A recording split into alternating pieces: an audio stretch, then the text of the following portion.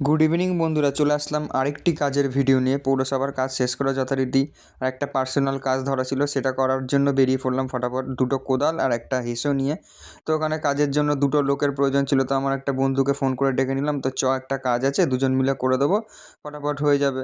তো সব যন্ত্রপাতি নিয়ে আমরা বেরিয়ে পড়লাম কাজের জায়গায়। কাজের স্পটেও চলে আসলাম। এই যে কাজের স্পটটা ভালোই জঙ্গল ছিল, 3.5 কাঠা 2.5 কাঠা।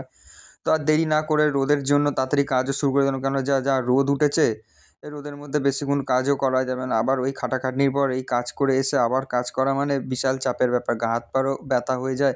আবার সন্ধ্যেবেলার দিকে কাজ যেতে হয়, কী করবো বলুন? বাবার টাকায় তো আর ফুটানি মারতে পারবো না, আমার তো আর বাবা নেই। ছোটোবেলায় বাবাকে হারিয়েছি। তো মাও একটা করে কাজ করে ছোটো থেকে বড় করেছে, কতই বা আর করবে।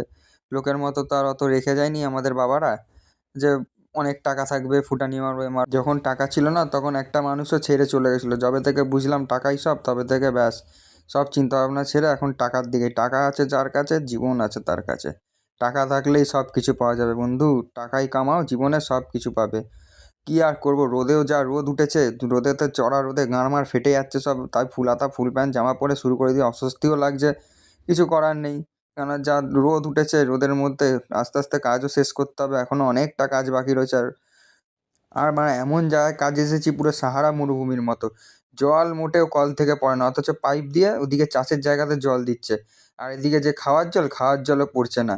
আর এদিকে মাটি শুকনো, ইট পাতা রয়েছে তার মধ্যে, নিচে কাটতে আরও ফেটে যাচ্ছে।